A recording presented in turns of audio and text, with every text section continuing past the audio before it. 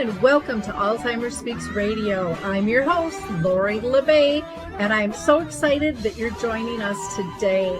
We are going to have a fascinating conversation as usual as we learn from people all around the world at all ages and stages of life. Stay tuned as we shift our dementia care from crisis to comfort. Here we go. What you think about, you will bring about dementia change. We will. Well, hi, everyone. Welcome to Alzheimer Speaks. I'm thrilled you're able to join us today. We are going to be talking with a spouse who cared for her husband, and she's going to talk about her journey and her new book out, which is called You Make a Big Good, A Journey with Alzheimer's. And before I introduce you to Mary, I also want to invite those of you who are looking for a memory cafe. I do one online the second and fourth Wednesday of each month from about 1 to 3 o'clock, depending on how many people are there. And that is Central Time. So if it's Eastern, it'd be, 2 to 4 o'clock. So just reach out to me at Lori, Lori, at alzheimerspeaks.com, or you can go to alzheimerspeaks.com and just click on the contact button and give me a shout, and I'll send you information with the link to the Zoom meeting. And then if you're in Minnesota, in the Shoreview area, the last Wednesday of the month, we have an in-person support group that offers respite. It's called Caregiver Connect. It meets from 10 to 11:30 the last Wednesday of the month. If you'd like information on that, again, just give me a little ring-a-ding-ding, and we will go ahead and connect with you and give you more information on that. And last, I just invite you to check out our sister company, Dementia Map. It's a global resource directory, lots of free educational information there. And also, maybe you're a provider of information. Please don't be shy about listing your service, product, or tool on there. You can be a company, a for-profit, a nonprofit, a government agency. You can be living with dementia, or a family member or friend that has written a book, has a YouTube channel, a podcast, a Facebook page, whatever it might be. All of us together make a difference, and we invite you to join. And then on alzheimerspeaks.com, we have, of course, our free educational resources. You can check out a variety of things there as well. I appreciate you all being here, so please feel free to like, click, and share. And let's go ahead and introduce you to our guest. Well, Mary, I just feel so blessed to have you back with us. I just enjoy your company and your soul and your presence. So thank you for taking the time to be with us today. Thank you. I appreciate your having me on to talk about my book. Yeah, I'm very excited. I'm going to have you kind of introduce yourself to our audience, give them a little taste of, who's Mary? All right. Well, my name is May Todd. I live in Massachusetts, and I am living in a senior residence. I moved from independent to assisted living about 6 months ago. But Jim and I were here. Well, let's see, maybe I should back up before that. I was born in Kentucky, and I went to a small liberal arts school there. And Jim grew up in New Hampshire, but he had a friend who recommended this Methodist school in Kentucky. So we that's where we met, and we were there for the 4 years. And before we graduated, we got married. And then he decided he wanted to be a minister, and he moved from Kentucky back up to Boston. And he wanted to go to Boston University School of Theology. So that was where we were. Jim was pastor of, once he graduated from BU, he was pastor of 6 or 7 churches. And he was the manager of the local conference center related to the church. And then the last 6 years before his retirement, he worked for the bishop's office. So then in our retirement, we traveled around the country in our Winnebago. And Jim was not much of a traveler, but I was. And he went to be along with me. But we did have, once we got on the road and got started, we really had a good time. And then our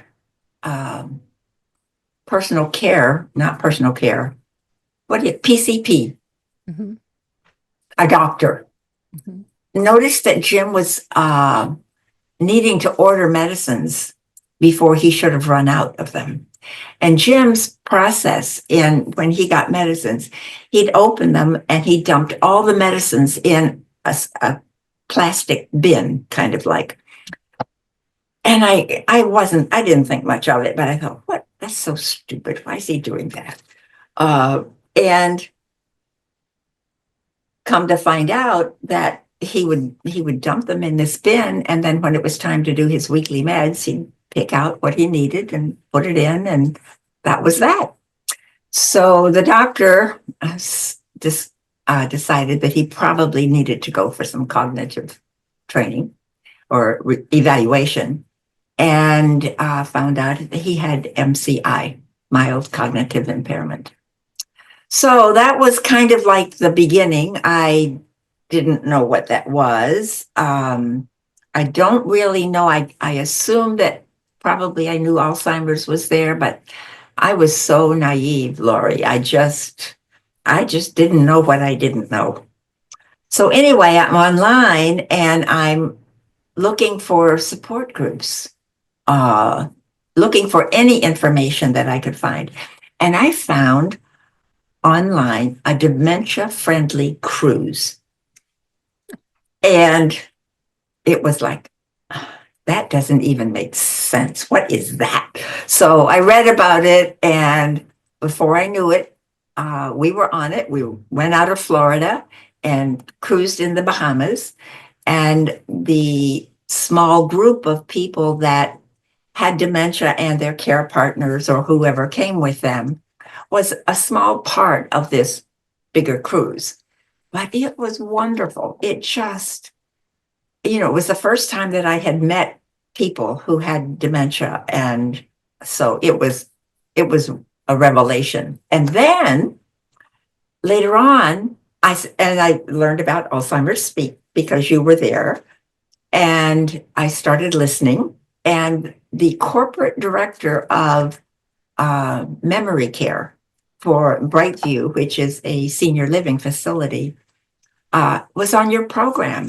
And it was like, oh, that's interesting. And he was it was like a whole new field for me. And it was like, if even half of what he says is true, I at least need to look up what that is.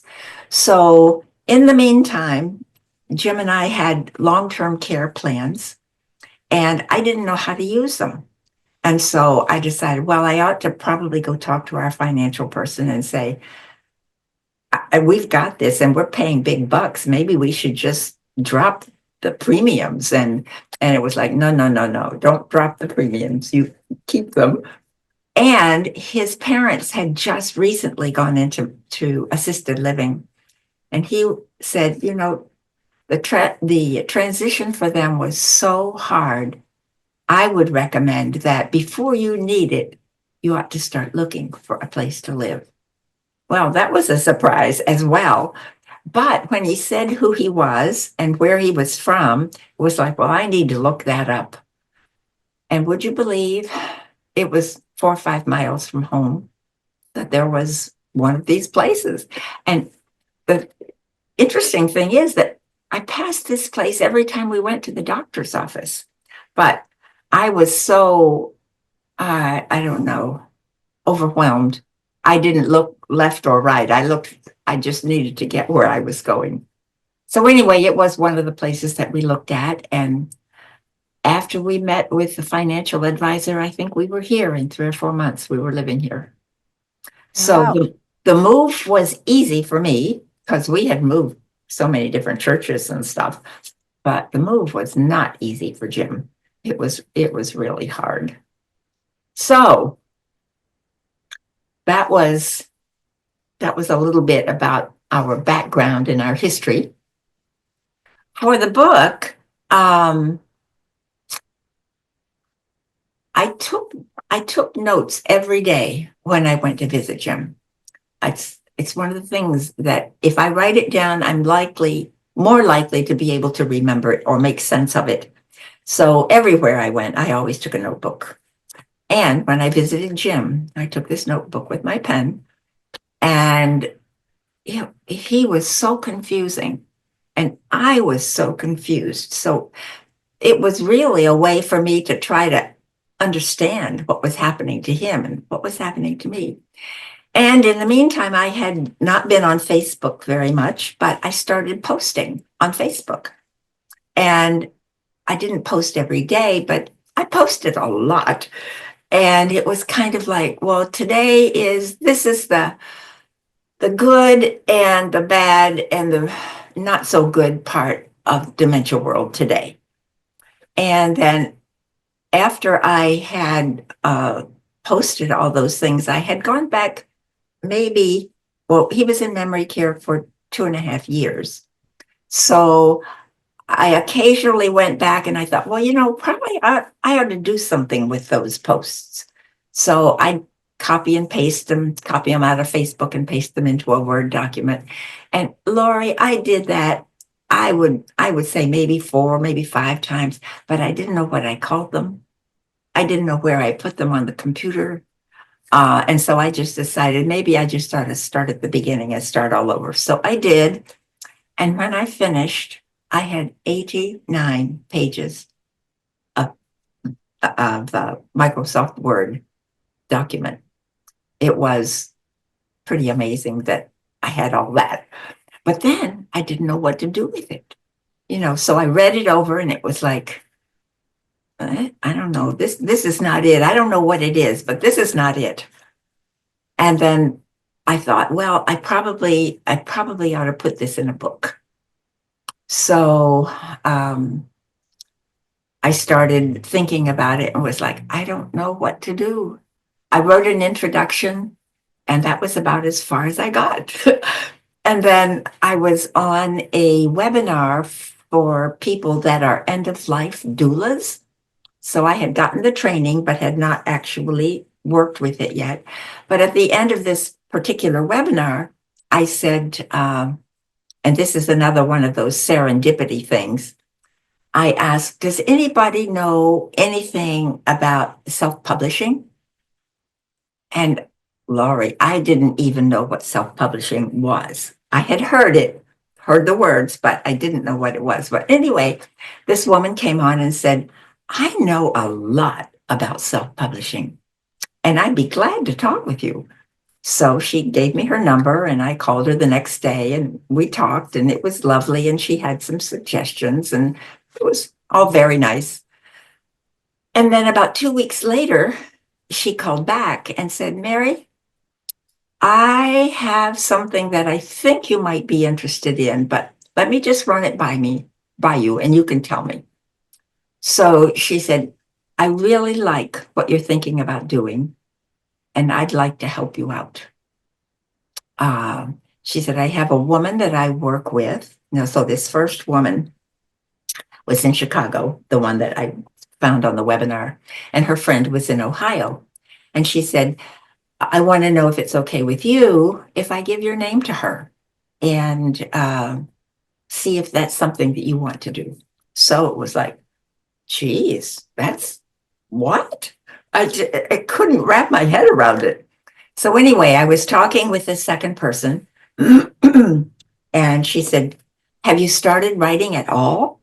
And I said, well, yes and no. I have 89 pages of notes. I could send those to you. Do you want those? And she said, absolutely. So she read over the notes, and it was like, I tried organizing it, and I didn't know what to do. And we talked about it, and we decided that maybe maybe chapters was the way to go. So I ended up with 10 chapters. The introduction that I had worked on, and then kind of went from there. And there were things that I hadn't included, like I didn't have a section on COVID because I thought, oh, nobody else is going to be going through COVID, but she thought it was interesting enough. And so she said, let me go through and I'll copy and paste and send you all of the COVID references. She was just awesome. She just was so helpful and so unassuming. So that's kind of what she did. And then little by little, it started taking shape. Wow. It is funny how you just kind of meet people, God just drops them in your life for, whatever reason and stuff. Now, the name of the book is You Make a Big Good, a journey, with Alzheimer's. How did you come up with that title, Mary? Well, it was probably just maybe 3 or 4 weeks before Jim died. He didn't know who I was. So every time I went, I would have to say, hi, Jim, I'm Mary. So this time I wrote, he was sitting on a bench outside his room and all hunched over and wearing his favorite blue sweater. And so I go up to him and say, hi, Jim, it's Mary. Can I sit with you for a while? He didn't respond. His eyes were closed. And so I sat beside him and I put my hand on his knee and we sat there for a little while. And then he said, you make a big good. And it just kind of, it just kind of warmed my heart.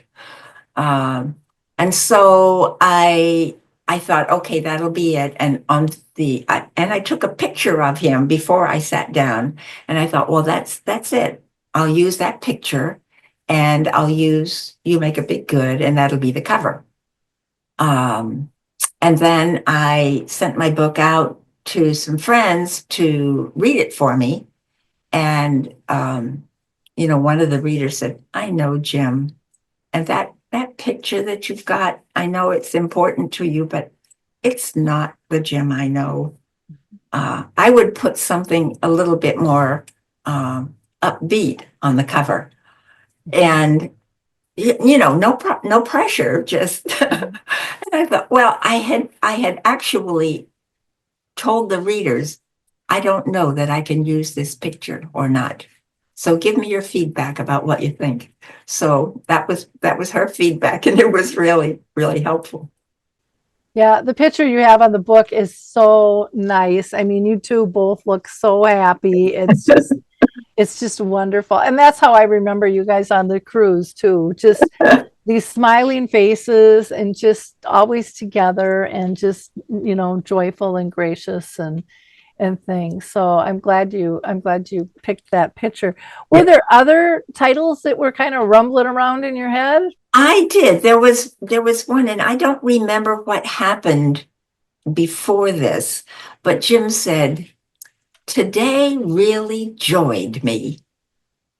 And I I said, like that oh, one. Jim, I'm so glad that you joyed me today too, Jim. And so that was the other alternate title, which I think it didn't have the emotional content that You Make a Big Good had. Mm-hmm. So I didn't seriously consider it because this one was just tugging at my heart saying, use this. Mm-hmm. And then changing the picture made a big difference as well. Yeah. Yeah. I do like that. You really joyed me because I think so often people don't think about how we're making the other person feel. Right. And it really gets into that multi-sensory, slow down and what kind of impact are you having on somebody, Yeah. which is really, really cool. What's the most important message that you wanted to convey in your book? Well, I wrote it as a care partner. And so it is for care partners. And I kind of want them to know that they're not alone. And also the importance of taking care of themselves. because that's not something that I did easily, but I was so hungry for it. I I just needed, I didn't know what to do with myself. My kids were wonderful. They were very supportive. But for me personally, just day by day, the grind was devastating at times. And so I would Google, support groups and support groups Massachusetts, support groups husband, and I found, I would say I must have joined maybe 6 or 7 different support groups. Mhm. Some of them in Massachusetts, some I think I had one that was in Virginia, Louisiana, uh, Colorado. And some would go for a short period of time and others would take a break and then they'd come back. So I was in support groups a lot. And they were so helpful. And I'm still in touch with some of those people that were in those support groups. It was a lifesaver. And I'm so glad that not only that I made it a priority, but that it was so easy to do. Of course, everything was virtual. By that time, I wasn't driving. And so I didn't think the virtual groups would work, but they did. They were great. Yeah, Yeah. Well, it takes that loneliness away and you're understood and you're accepted and people exactly. validate all the roller coaster of emotions that you feel. Where sometimes you explain to family and friends and they try to be kind and understand, but they don't really get it. Mhm. And so sometimes stuff comes out sideways, or you just feel like, oh, I'm not going to talk about it with them because they don't get it. Yeah, yeah. Yeah, it's a interesting journey. Now, how did you structure the book and why did you structure it the way you did? Well, once I decided that the 89 pages wasn't all that interesting, Mhm. maybe or useful, um, as I started writing a little bit, I did a chapter on caring for myself. Um, they kind of evolved over time. It wasn't something that I actually uh, planned it out.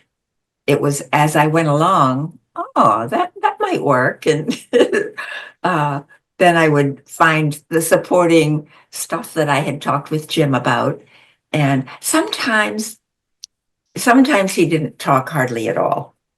Other times, Lori, I couldn't keep up with him. And I would put do the recording on my iPhone and just let him talk and then Mhm. try to go back and what was it that he said? Uh, so yeah, it was a jumble for a very long time. And yeah, there were some chapters that were easier than others. Um, the chapter on caring for myself was kind of easy because I had all these resources that I had used and suggestions that they had made. Um, I called the Alzheimer's Association. I called the Alzheimer's Foundation of America, just anywhere that I could think of, Mhm. and books. I read a lot of books. Um, Written by professionals and also by people who had Alzheimer's or some other form of dementia. So I was like a sieve. It was just like I was sucking up. I couldn't get enough help. And I was needy. So yeah. So you said, writing about self-help was pretty easy because you had tapped into so many resources to be able to share. What Mm. was it like a hard chapter to write for you? Oh, I had a couple of that were just awful. Um, the chapter called Memory Care Begins. It was horrible. So, Jim, I think these are really connected, but I didn't get the connection actually till I started writing. But when Jim was 8, his father, who was an alcoholic, ripped up the family vegetable garden, and then he left town. And I think Jim felt angry about it and abandoned. Mhm. And he was not allowed to mention his father's name. And that was especially true when his mother remarried several years later. But I think that sense of abandonment was, yeah, he said, it doesn't have anything to do with you, except you're the person that put me here. And it wasn't like, I've got to get out of here, but it was. I've got to find a way. I don't know how to do it. I don't know how to get out of here. And if you won't help me get out, I don't know how I'll get out. So it went on and on and on. So that was The Memory Care Begins was a really hard chapter. The staff and the memory care were wonderful, but the move there was just awful. Like the horrible can't get worse kind of awful. He was so unhappy. And I felt guilty. Oh Um, yeah, because we all say we're not going to do that, yeah, and but then things change. it was there in spades. But I had another serendipitous thing that happened. Um, I have a friend who is a hospice chaplain, and she lives on the West Coast. And she had put on Facebook, and I think this was maybe just after Jim had gone into memory care, but she was saying how writing can be really helpful. Mhm. And that if anybody was interested, she'd send them a journal. And I thought to myself, well, that's probably a good idea. But I had started so many journals and I never kept up with it. When the journal arrived, she had a haiku blessing on it. And the haiku blessing was, may this be holy. May these writings be sacred. May you find healing. And that last line, I cried and cried and cried. And then I had to look up haiku. What is haiku? I know. So I had to go, I was probably in high school, but it was like 17 syllables in 3 lines, 5 syllables on the first line, 7 on the second line, and 5 on the third line. And I started having haiku come to me in my sleep. So I'd wake up counting syllables. It was like the weirdest thing. And then shortly after that, a friend gave me Reiki, which is Japanese kind of healing, relaxing. And after that, the haiku started pouring out of me. It was absolutely amazing. So I have a lot of haiku that is sprinkled throughout the book as well. So it was a very healing activity and in such unexpected ways. Yeah, it was, and it got to be kind of fun. And then I'd get stuck. I couldn't get them all in this 17 syllables. And so, I remember having you on the show when you wrote your haikus, and oh my gosh, Mary, they're just so beautiful. So I'm so glad that you kind of dribbled them in and mixed it in with the they book. did, yeah. So it was one of those serendipitous things that she sent me a journal that made me cry and that started me on the journey of writing haiku. So yeah. Wow. A lot of people don't understand the power of writing in the healing process that it can be if you share it with anyone or not. But Yeah. just to get kind of unload it and get it out of your body and kind of give it Mm, a name and acknowledge what you've been through. The good, the that bad, and really, the ugly, that really is true. Yeah. So I didn't expect that when I wrote the haiku that I'd ever do anything with it. It wasn't a thought in my mind. Mhm.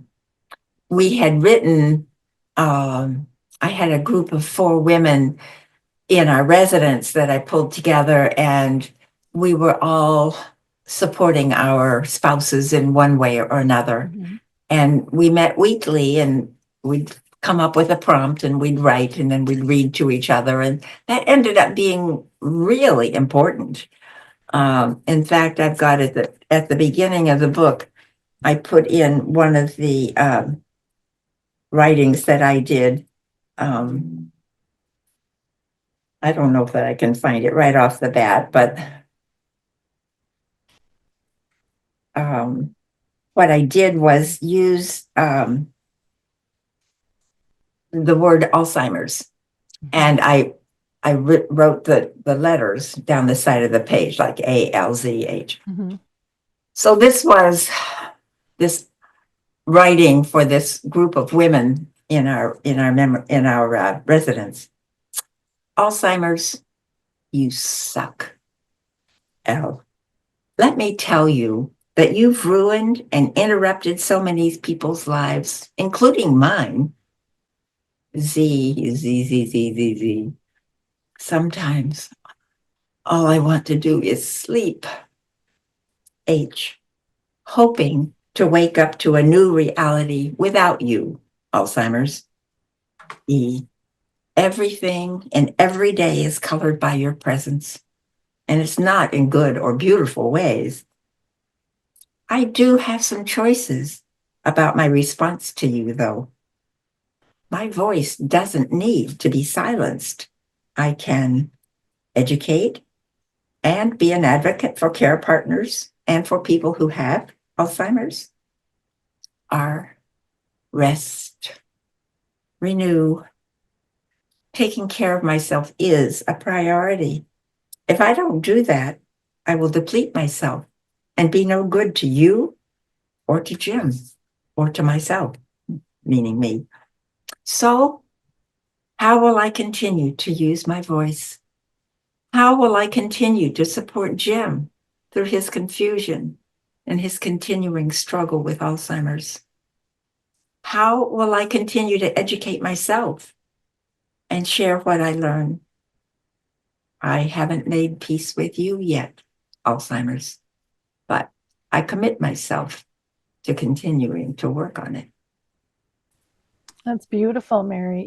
Your words are just they just kind of flow off the page, and they're heartfelt. I mean, it's just, and you can feel the emotion, and just as a reader, it just justifies what someone else is going through, and it really kind of reaches across the page and goes, "You're not alone." Oh, thank you. I'm glad. Yeah, yeah. No, there must have been some challenges that you felt in terms of writing. Did you ever get that writer's block everyone talks about, or? Well, the writer's block did not come right away. I think the biggest challenge for me was I didn't want to make Jim look bad. Mhm. And I struggled with that for months and months. And the 2 women who were kind of like my editor staff, just said, it's real. You want to write what's real. But it was really, really hard. And I had to kind of get over myself, I think. And I wanted it to be honest. But then when I was honest about it, some of it was really, really hard. So it was like, how honest can I be? And then if I'm going to be that honest about what Jim is going through, what about me? I ought to be honest about myself as well.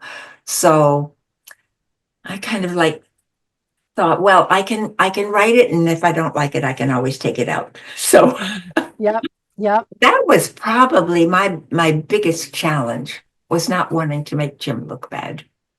Yeah. Well, and it's sad because the whole not making somebody look bad is all tied into the stigma of what people are going to think. I And know. yet we can't change that perception if we don't tell them what it's really like, because we'll never get the services that we need and the understanding. And so it's such a double-edged sword. It's like so many families don't tell friends, that someone's got a diagnosis. And then we get upset when the friends, suggest this or that. And they're like, what are you thinking? They can't do that. Now you've complicated my life even more because now I got to undo what you just did. And I remember going through that with my mom and my dad. My mom had, dementia for 30 years. My dad had a brain tumor, and I got really mad at their friends, and I didn't, speak to them nasty, but inside I was just thinking, what the heck? Yeah. Exactly. And then I had to reflect, and it's like, well, they had not a clue. You were hiding it so well, you goofball. Mhm. They didn't know. And so then it's like, okay, I got to change this approach, because this isn't fair to my folks, and it's not fair to them. Yeah. And I really realized how much people want to help, and I was kind of blocking that and taking that away, and yet on the inside probably complaining, like, where is everybody? Why aren't they helping, from my brothers to other people? And it's like, well, you're making it look like it's not an issue, Lori. Yeah. It's like you suck it up and put on as good a face as you can and Yeah. move on. Yeah, you become a Stepford wife, and that doesn't do anybody any good at all with that. Are you working on any other projects at all, or? Well, not really. I've a lot of people have asked me, why don't you publish your haiku? Mhm. So if I end up doing something, it might be something like that. So I started out with Alzheimer's love haiku Mhm. and Alzheimer's grief haiku, COVID-19 haiku, end of life haiku. And that was a really healing part for me. So I thought I was done, but I also had end of life haiku part 2 because I wasn't done after 5 or 6 months after Jim died. So Yeah, I well, some of it's the restart of you.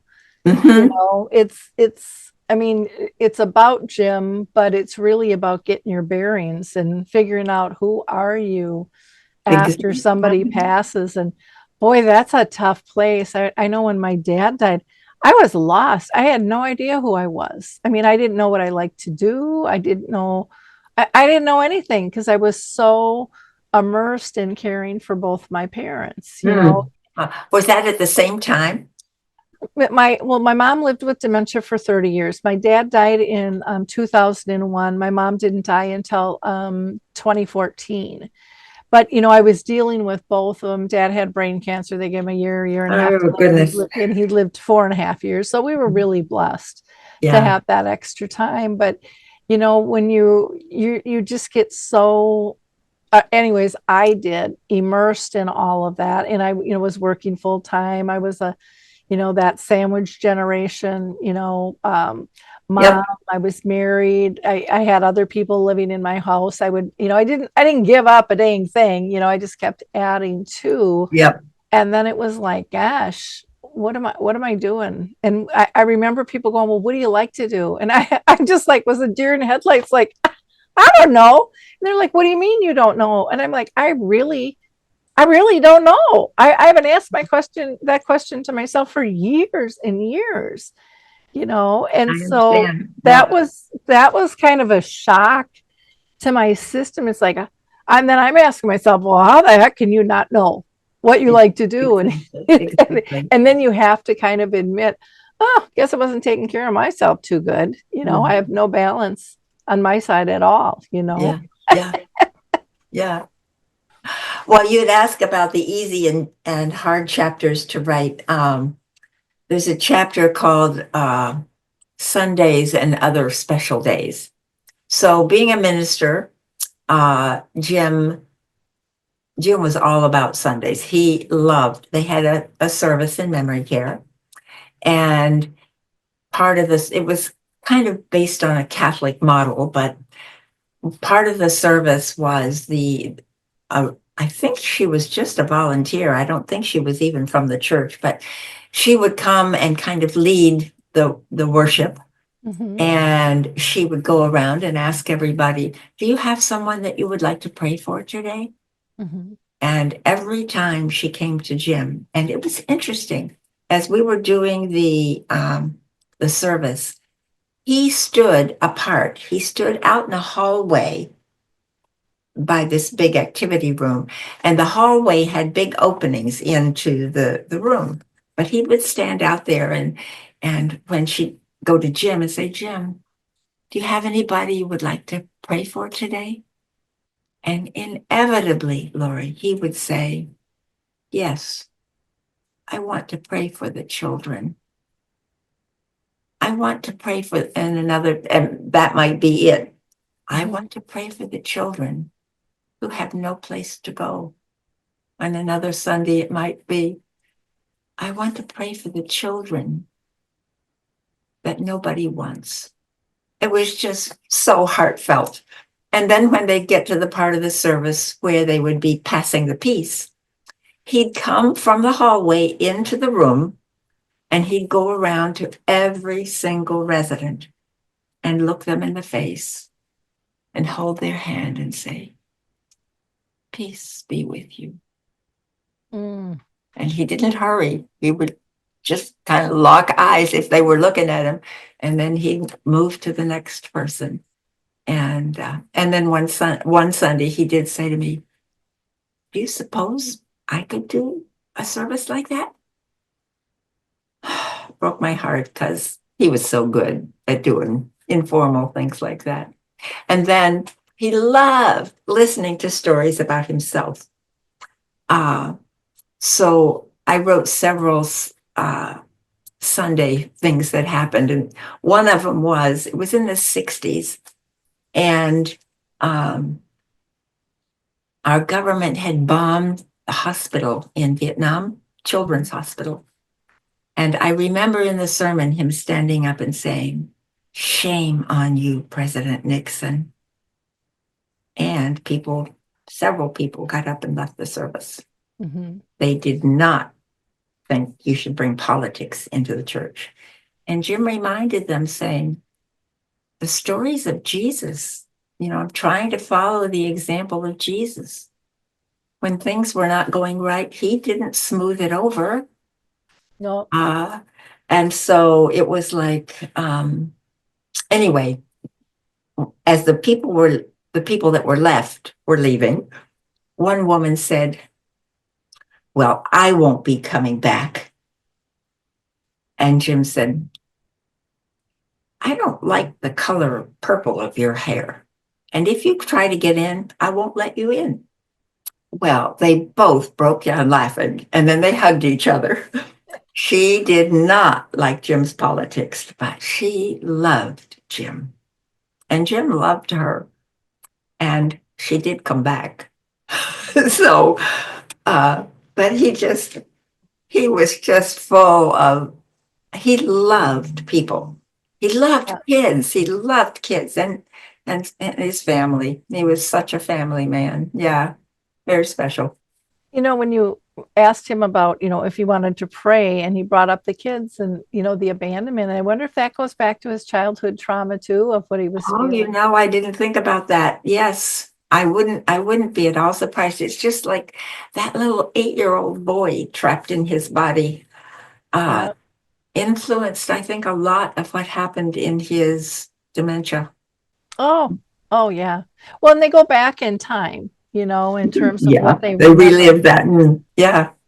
One thing I wanted you to share, if you're comfortable, is you have a chapter about the girlfriend. And I loved this story because that was a hard chapter, Lori. It happens so often, for people. But I really appreciated that you shared that. I went through similar situations with my mom. And granted, I wasn't married, to my mom, but just where the mind goes and what it connects with. So do you mind sharing that story? Well, there are several stories, but one was he had a neurology appointment, and so I was going to pick him up and take him to the neurology appointment. And I always left a little bit early because it took longer than long sometimes to get him ready. And when I went up there to pick him up, he was sitting in this activity room and he was sitting next to this woman, and he recognized that I was out there, and he came out into the hall and he said, I have some really important news I want to tell you. I'm going to get married.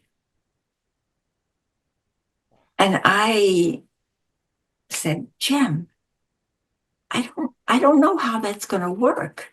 You're already married. That was not the best response, but it was the response. And he said, to who? I said, you're married to me. Mhm. And he started crying. And he said, she's going to be so disappointed. I've got to tell her. I've got to tell her. So one of the aides went into the room and got her out. And he told her that he couldn't marry her because he was already married. And she said, you got to do what you got to do. So it was, and then it just kind of went on and on. There are places where he said, I really want to be with her. That was a hard chapter to remember and also to write about. Was there a particular thing that you had remembered from that chapter, Laurie? That was actually the one. The one? Okay. And what resonated with me was a couple of stories with my own mom. I was speaking at the nursing home one time and just doing some training. And at the end, a woman and her 3 kids were sitting in the back, and she got up and she said, I was asking for questions. She says, I don't have a question. I just have a comment. And I said, oh, I'd love to hear it. She said, I just want to thank you for your mother. And I said, oh, that's sweet. I said, what makes you say that? And she says, because your mom and my husband are in love. And she said, actually, it's made his transition so easy. Ah, And she said, my kids and I come and have dinner. And when the 2 of them get separated, there's this angst. They're both looking for one another. And I just thought she was so gracious at understanding it was about the yeah, comfort for of the sure. situation. Another time, my mom, she was sitting outside on this little glider, and she looked like a 16-year-old in love. I mean, she was just so excited, and she was gliding on this glider. And I sat down and I'm like, Mom, what's up? Oh, nothing. I'm like, Mom, something's up. What's going on? She's like, I met a guy. And I said, really? I said, what's his name? She says, oh, I don't remember. I have Alzheimer's, Oh, And so I said, well, what does he look like? And she's explaining, he's tall and got broad shoulders, and he's got this beautiful silver hair, and they go for walks and they hold hands and blah blah blah blah blah. So for 2 weeks, I'm looking for this guy, in the nursing home, and I'm not finding anybody on her floor or anywhere around. And my mom used to sit by the front door. So I like, gosh, I hope she's not being abused by somebody or taking advantage of. So I talked to the nurse, and the nurse goes, Lori, come on into the office. And I'm like, oh no, now what? And she said, well, sit down. And I said, well, I just can't find this guy. Do you know who it is? And she says, it's Mary Ellis. My mom fell in love with a woman who had she physically appeared very manly. And I said, well, what do you want us? She said, what do you want us to do? And I said, well, nothing. They're not, it's very innocent. She's very joyful. She deserves to be happy. Well, I come back, I don't know, probably a month and a half later, and I was visiting. I would visit her every day. It was probably a month and a half, 2 months later. I come back, and my mom's sitting on the glider again, madder than a wet hen, beet red, just arms crossed, and she's looking at everyone walking out the door. And Mary Ellis walks by, and if her eyes were fire, she would have been ashes. My mom was, and I said, she wouldn't tell me what happened because she was so embarrassed. But somebody told my mom that it wasn't an appropriate relationship, or that she was in love with a woman. And my mom, she was, in her 80s. She grew up Catholic. That was not a thing that was For acceptable. sure. Well, And so she was so embarrassed and so upset. And I mean, she held that anger for over 2 months. Poor Mary Ellis. I mean, she was just spitting fire at her every time she saw her. And again, it was just very innocent. They walked and they talked, and it was just a good friend. And to this day, I don't know if it was my brothers. I think it was probably one of them, but it could have been a staff. And I just thought, and this is my opinion, not everyone will agree, but what right did you have to take away her happiness? exactly. Yeah. This was bigger than a right or wrong thing. This is Simple. part of the Yeah, heart. Yeah, for yeah. sure. And I don't think they really understood the damage that they did because they were uncomfortable with it. Well, I remember writing this during this girlfriend time, Mhm. my haiku. I am numb, just numb. Don't want to feel anything. Not callous, just numb. And that was a lot of what happened. Yeah, it's really hard. I know, when they forget, who we are and what our name Oh, is, and people take that so personally, and I understand why, but our relationships go so much deeper, and to mhm. me, it's really about, Yeah. do they feel safe and comfortable with us? Because that's really the biggest gift you can give anybody, no matter what age they are. There were months and months and months that Jim did not know who I was. Hmm. But I think he thought I was an okay person. He Yep. liked me. Hmm. And you just kind of got to be okay with where they are. Yep. Yeah. I was you're talking about not knowing, one of my haiku, making sense of life. He doesn't know who I am. I know who he is. Yeah. Yeah, it's very, very And important. then this trying to understand um, what was happening as he would go on and on. It was like my limitations can't fix, can tend and love him. Let it be enough. Letting go of that control. We can't fix it, but we can support it. We can love. Mhm. Yeah. And those are to me, those little sweet little moments, like when he said, "You make a big good." I mean, they just like, oh my God, they just melt your heart, and they like never go away. And It's someone true. else would overlook that, but it's like, no, this is huge. This is massively huge. Yeah. And so, gosh, thank you so much for sharing.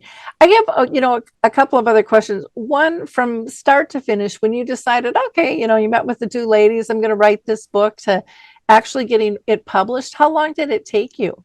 Oh, geez. Well, it was probably a year and a half, Yeah.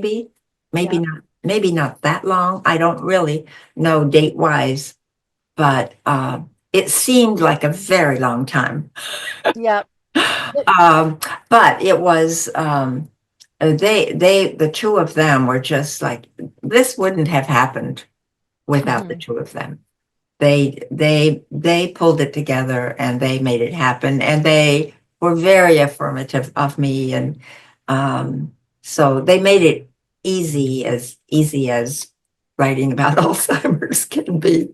Yep. Yeah. Yep.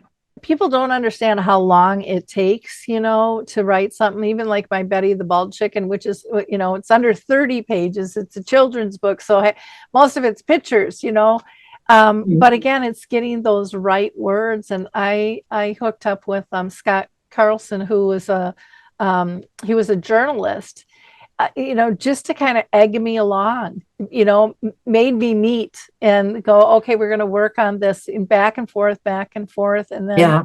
had a intern from the University of Minnesota, Emily, who was just exquisite in terms of her illustrations and stuff. But again, people don't understand the process. And then with my publisher too, she was just excellent to deal with. But there's so many choices out there.